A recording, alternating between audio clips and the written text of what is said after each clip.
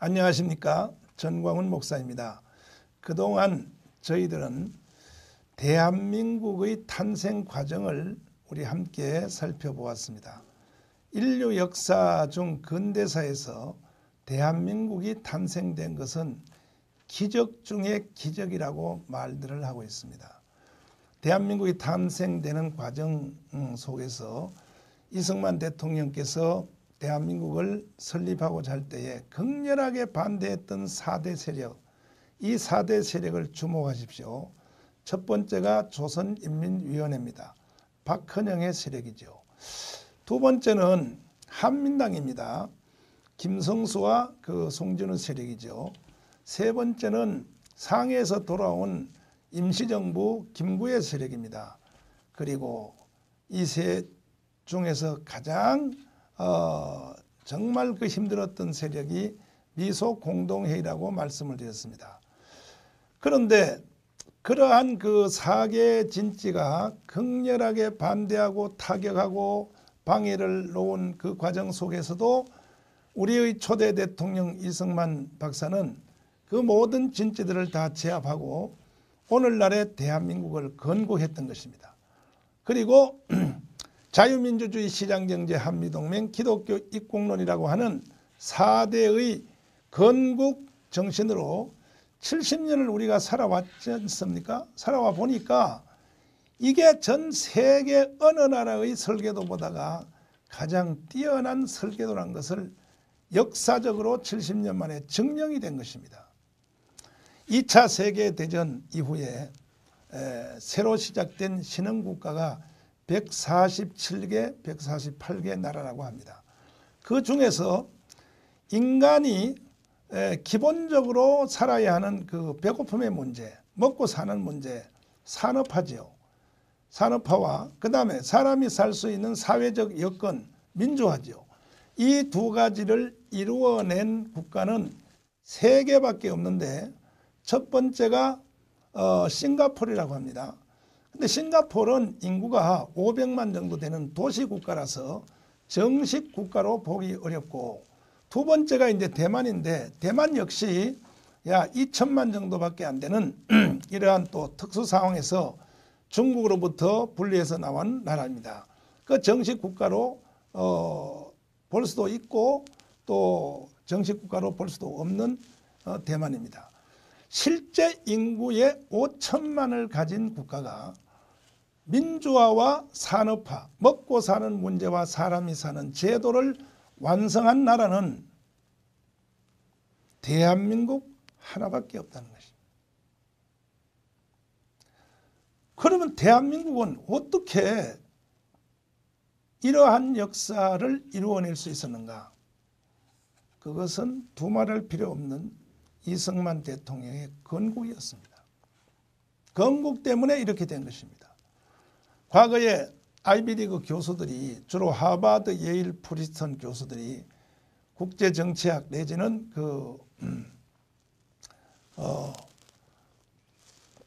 경제학 교수들이 늘 한국을 과소평가 내지는 비난해 왔습니다.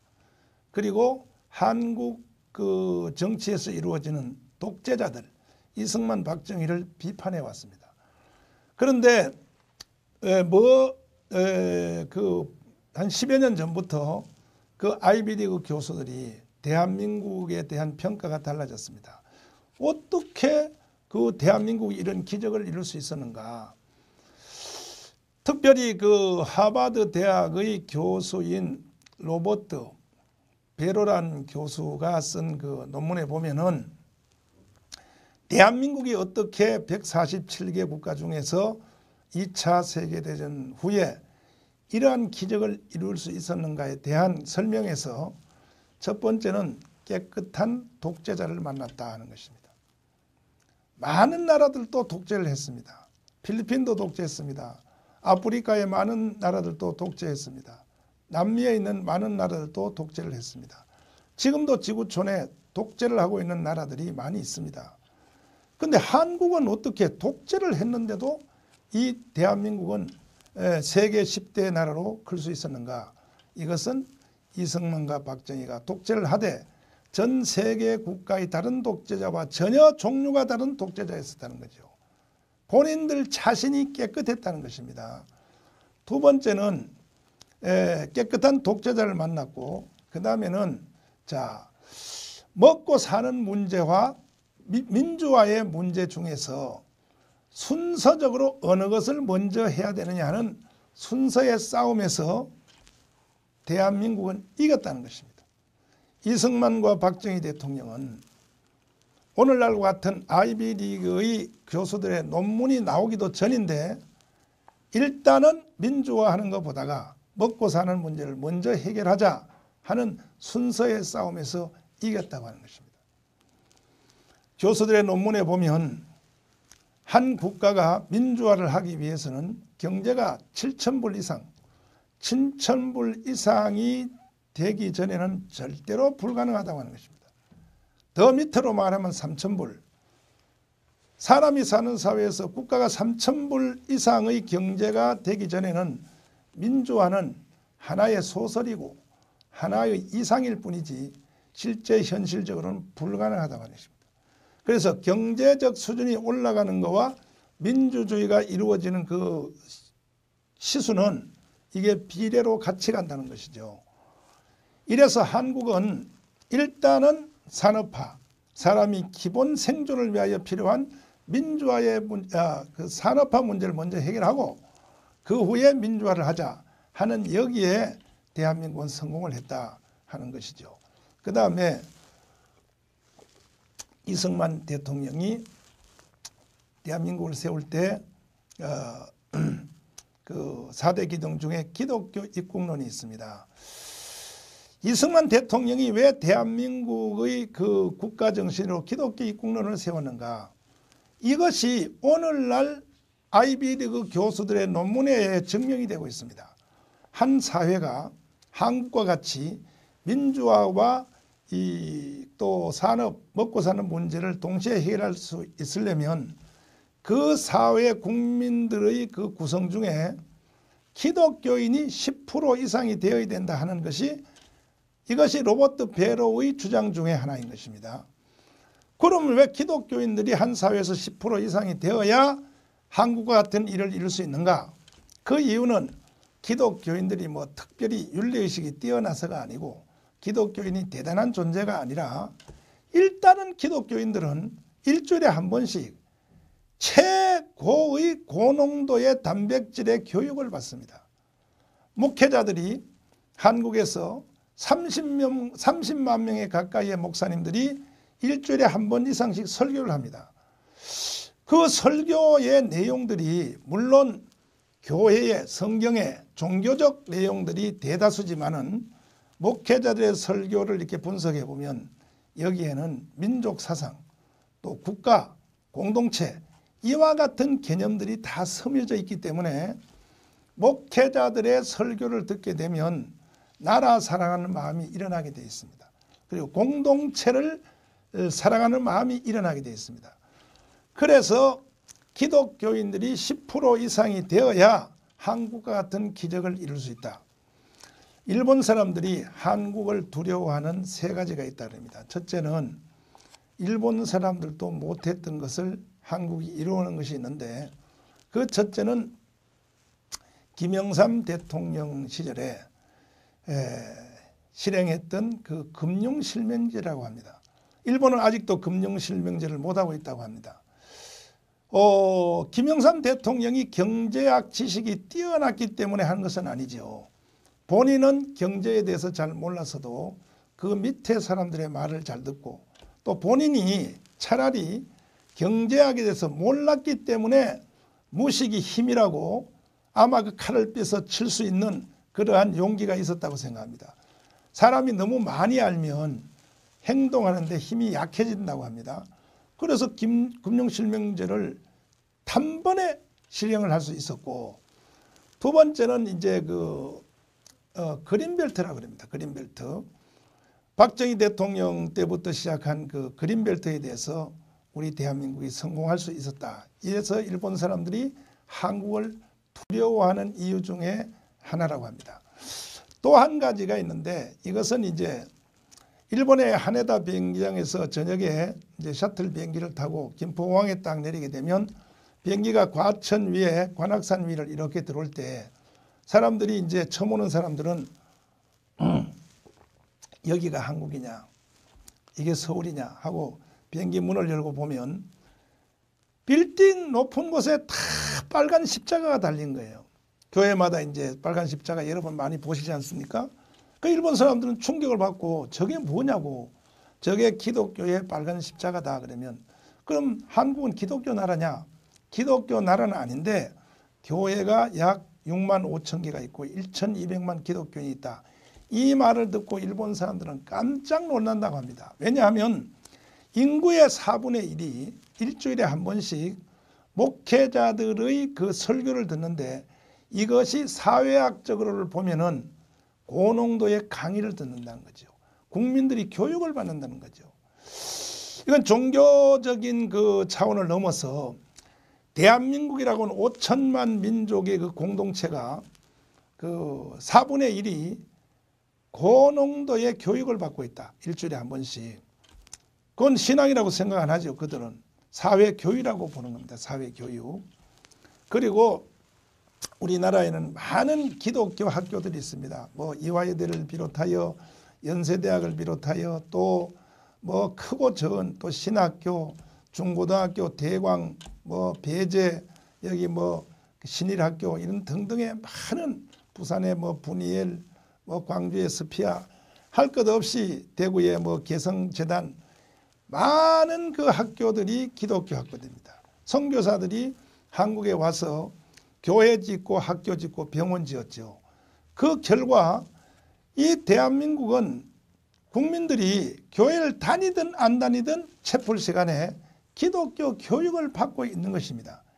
이것이 바로 오늘날 대한민국을 10대 대국으로 이루어 놓을 수 있는 정신적 기반이 되었다고 합니다.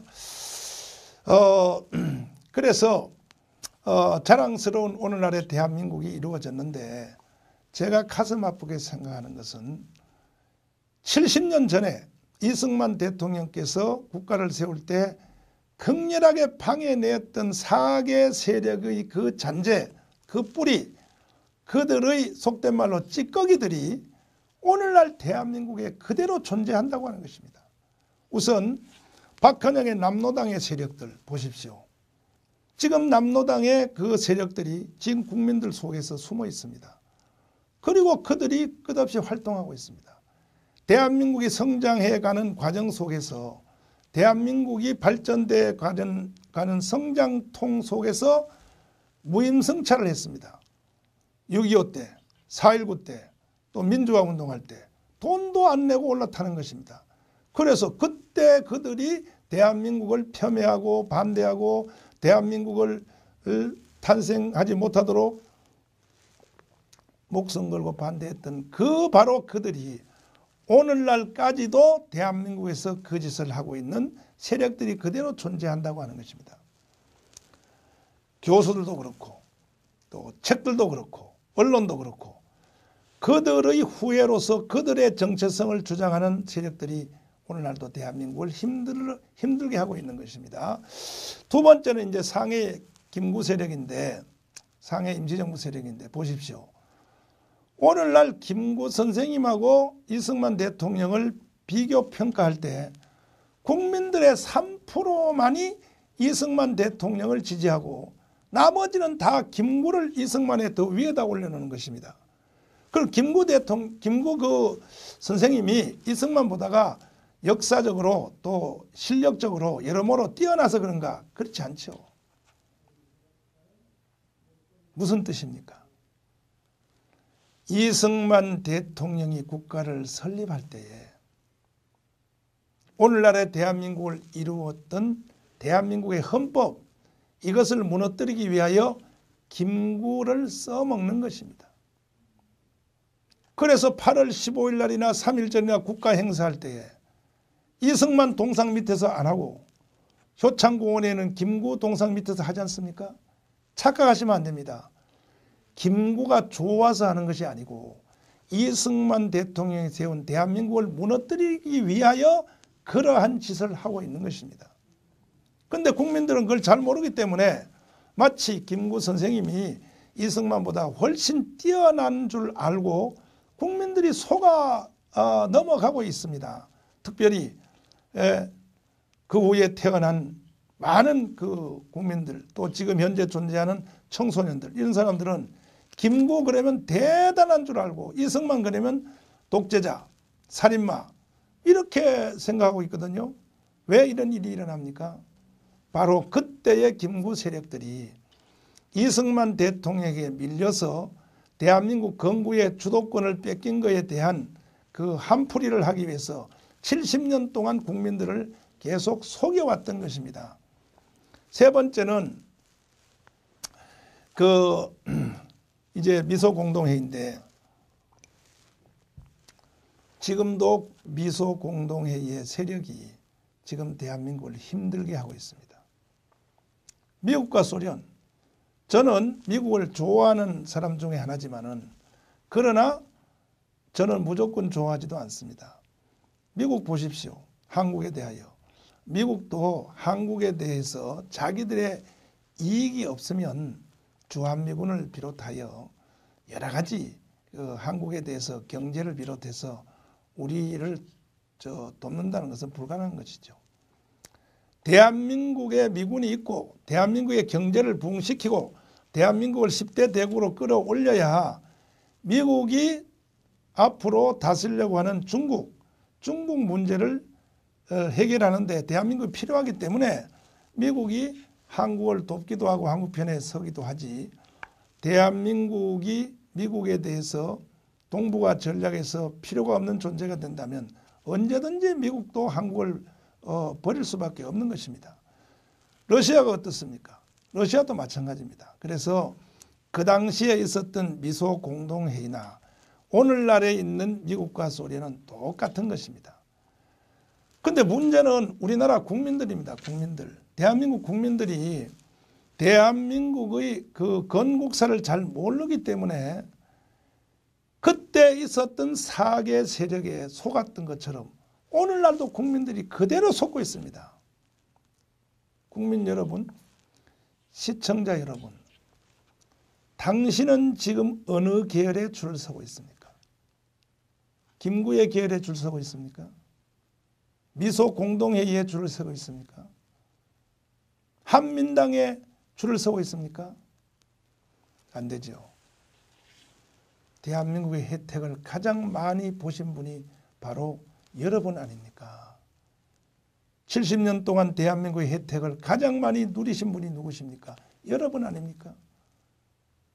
그럼에도 불구하고 잘못된 줄에 서서 지금 대한민국을 해체의 길로 몰고 가려고 하는 세력들의 줄에 서고 대한민국을 타도하려는 줄에 선다면 저는 참으로 어리석은 사람이라고 생각합니다. 시청자 여러분, 우리 올바른 지각을 가지시고 대한민국 건국사를 다시 한번 잘 살펴보셔서 또다시 대한민국이 1945년도 아니면 일본 강점기 하로 들어가는 이런 비극적인 일이 일어나지 않도록 국민 여러분들이 잠에서 깨어나 주십시오. 감사합니다. 다음에 또 뵙겠습니다. 안녕히 계십시오.